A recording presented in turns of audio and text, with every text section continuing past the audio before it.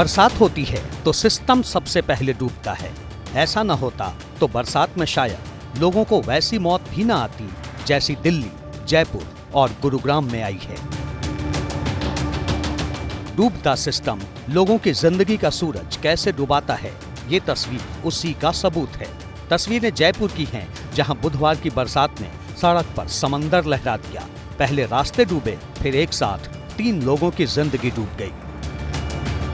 शहर के विश्वकर्मा इलाके में घर के बेसमेंट में पानी भरा और 4 साल की बच्ची समेत 3 लोगों की जान चली गई।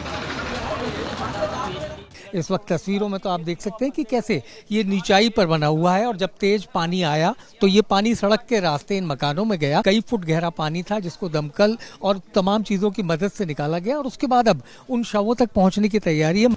ये वीडियो भी जयपुर का ही है। बगरू इलाके में एक बच्चा घर से निकला और पानी में डूबी सड़क पर सबके सामने नाले में डूब गया। लोगों ने निकालने की बहुत कोशिश की लेकिन नाकाम रहे। सिविल डिफेंस और एसडीआरएफ की मेहनत भी बच्चे को बचा न सकी। लाचार सिस्टम की पोल दिल्ली में भी खुली। यूपी से सटा दिल्ली के गाजीपुर का ये वही नाला है जिसमें पहले 3 साल का प्रियांश डूबा और फिर उसे बचाने की कोशिश में उसकी मां की भी मौत हो गई। बीती शाम की बात है, यहाँ पर लबालब पानी भरा हुआ था। तनुजा अपने बेटे प्रियांश के साथ इसी रास्ते से ऐसे ही अपने घर की ओर जा रही थी, लेकिन ये नाला आपको खुला हुआ नजर आएगा और इसी खुले हुए नाले का शिकार जो है वो तनुजा और उसका बेटा 3 साल का प्रियांश वो हो गया। बताया जा रहा है कि नाले को फिर से बनाया जा रहा था, लेकिन जिन पर ये जिम्मेदारी थी वो नाले को ढकना भूल गए और हंसता खेलता परिवार उजड़ गया। पर गवर्नमेंट ने यहाँ पे नाले खोल के रखे। आज मेरे बच्चे वाइफ गए, कल कोई और जाएगा। कल मैंने वहाँ तो बचा नहीं पाया। मैंने पुलिस को भी 2 घंटे से फोन कर रहा हूँ, कोई नहीं पहुँचा। और सवाल है कि माँ बेटे की मौत का जिम्मेदार कौन है। फेज 3 के इलाके में दिल्ली यूपी के बॉर्डर पे डीडीए की तरफ से दिल्ली के एलजी महोदय के अधीन आता है। वहां पर एक नाले का पुनर्निर्माण हो रहा है। नाले को ढका तक नहीं गया और माँ बेटे दोनों की मौत। हादसा नहीं है, हत्या है, हत्या।